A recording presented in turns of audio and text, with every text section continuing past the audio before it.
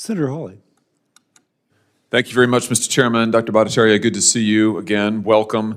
Two topics for you today. I want to start on the question of public trust. You were talking about it earlier, public trust and public health. One of the things that so badly undermined public trust in the NIH in particular, and I think you addressed this when you were before the committee the first time for your confirmation hearing, was the work that NIH did and funded at the Wuhan Institute of Virology for coronavirus gain-of-function research, and of course lied about it for 2 years or more. NIH denied that there had been any funding whatsoever that had gone to Wuhan, and then ultimately had to admit after public reporting that indeed there had been gain-of-function research with NIH money through EcoHealth Alliance that had gone to Wuhan. My question to you is this: has the NIH done under your leadership now a thorough review of all of the grants or other funding streams that may have gone not only to Wuhan, but to other labs in China? Do we have a handle now on what NIH was doing over the last decade plus in funding? I think this is so important because we were misled. I say we, I mean the American people were misled and lied to. And those of us who said, wait a minute,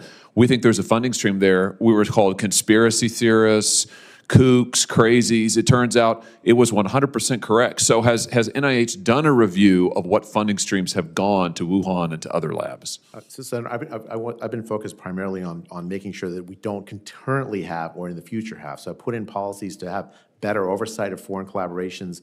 I've worked very hard on the dangerous gain of function. We paused 40 grants that have some potential risk of dangerous gain of function and put in policy so that never happens again. Because that's, to me, that's the most important thing. We can't ever do it again.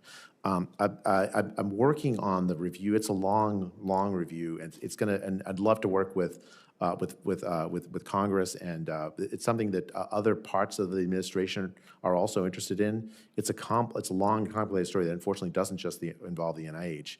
It also involves partners, foreign partners, and so I think it's something that we really should do, but we haven't. I can't tell you we completed it at this point. Don't you think that accountability is important? I mean, don't you think to restore public trust is important that we level with the American people, that there's transparency, that we correct the record and say, here's actually what your government did with your tax money?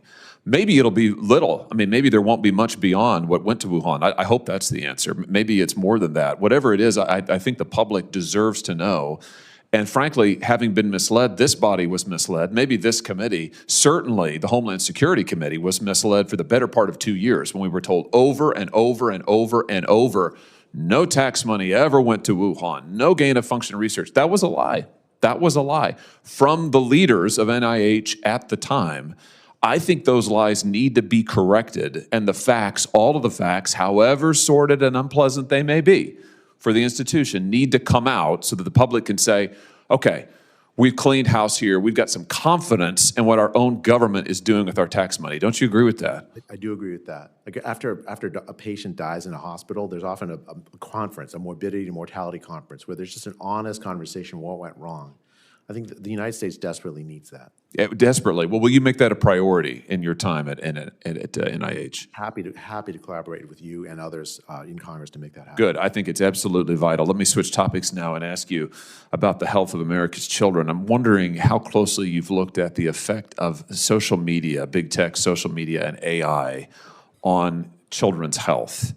And I submit that this is increasingly becoming a public health crisis. Here's what I'm thinking. I've heard from parents who've testified before me and other committees that I chair that their children have been led to experiment with suicide and ultimately self-harm, and ultimately, in many instances, sadly, carry out plans for suicide at the behest of AI chatbots. The data on social media and children's mental health, children's physical health is astounding. Is NIH, here's my question, is NIH studying the effects of social media, including AI-driven social media, on children? Are you looking at that linkage from a health perspective? I've seen those reports also, and as a parent myself, tremendously concerning to me. The NICHD, the National Institute for Child Health and Development, has a program on this, although specifically on AI and suicide. I'd have to look to see, but that's a focus to make sure that our children grow up in a country where they're not exposed to those kinds of dangers, and we're going to have excellent science on that. If we don't already, we'll make sure that to focus on it. Good. We desperately need scientific focus on it. We need good science on it. We need good data. And I will just tell you as a parent, I've got 3 children of my own. three pretty small children. And when I talk to my fellow parents and when I look at the numbers, I mean, in a recent study, 84% of parents said that they were very concerned, or at least somewhat concerned, about the effects of social media on their children. And when you talk to parents who have had chatbots urge their children to harm themselves, harm family members, harm parents, or heaven forbid, take their own lives, this is a crisis, and it's not an isolated crisis. It is a systemic crisis in every school, and I dare say in almost every home across the country. I think we need to have a comprehensive look from a data perspective and a science perspective of what this is doing to our children so we can figure out what we're going to do to protect kids and protect parents. I entirely agree with you, Senator. Thank you, Mr. Chairman. I think I see an RFP coming.